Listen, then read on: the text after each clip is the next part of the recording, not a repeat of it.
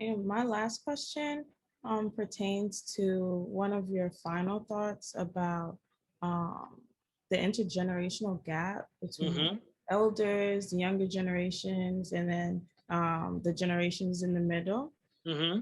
And you allude to the importance of imagining a new way of living and relating to others.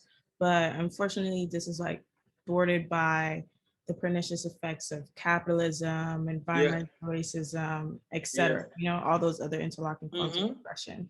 Mm-hmm. What are some things or methods you think people can employ to nourish their capacity to imagine a world beyond our current circumstances? I think you have to allow people to understand and find, like, one of the things I love to speak on is purpose. Like, without moving around, and like, it's no doubt about what I was born to do. But I think if you have conversations, right, about not just the work, but make, before you get to the universal work of trying to change and transform and elevate, get to the personal work of where people are. Oftentimes people are moving around without identifying their purpose, identifying the thing that moves them, identifying the thing that makes them who they are. And it's a contribution they actually brought into the universe but have never given. Yes, the systems of capitalism, yes, the systems of structural institutional racism will always be adversaries to our movement. But I find when you fortify people to be able to identify what it is they were born to do and have the courage to do it in such a way where they make not only themselves better, but all those around them better, it helps us build an army where within the generation of the young, within the generation of the parents, within the generation of the elders, we all are tied into that thread.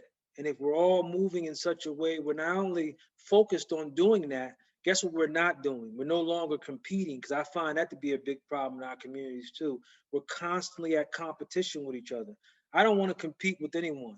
I want to be a supreme complement to everyone. And if I can help and assist in whatever it is you're doing or whatever it is you were born to do, then I'm being successful. And I think when you do that from a personal perspective, you can collectively and comprehensively deal with the systems you talked about, which aren't going anywhere.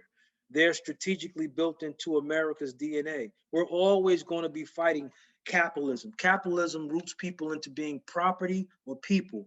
And I found when you affirm people to be themselves and to be profound in being the people themselves, they'll move from being property to being people.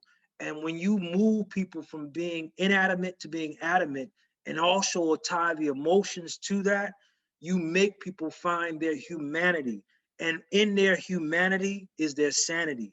And when we find that, we'll have peace.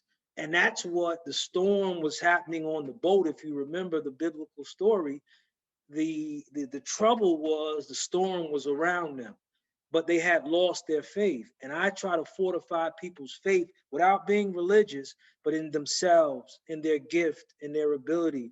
And when I'm done talking to you and I've affirmed all who you are, I can say, peace, be still.